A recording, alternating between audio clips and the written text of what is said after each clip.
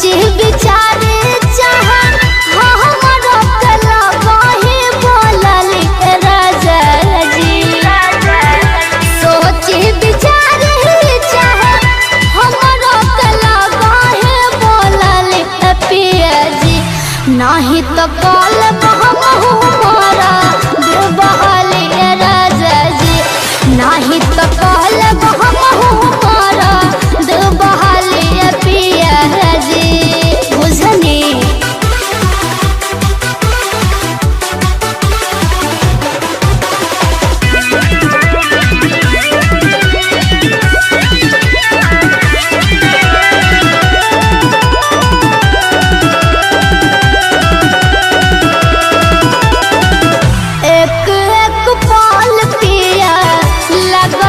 कठिन जी राहुल सूरतिया देखले भइल कितना दिन जी। भइल कितना दिन हाँ एक एक पाल पिया लगता कठिन जी। राहुल सूरतिया देखले भइल कितना दिन जी। सोच रहुए राखब कबले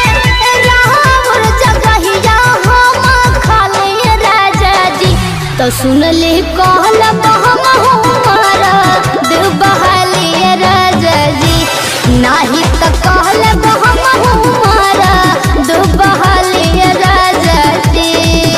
बुझनी बहाली पिया बहाली पिया जी। बहाली पिया बहाली पिया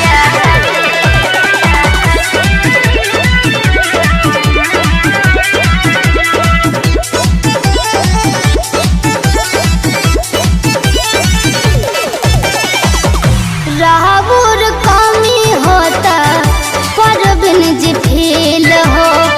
सहारा है राहिल बा आयरन कील हो। आयरन कील राहुल कमी होता पर बिन जी फील हो।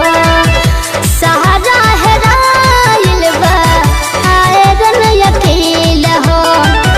शिल्पी के हालत देखी टोला भर के मौगी पीटा सताली राजा जी।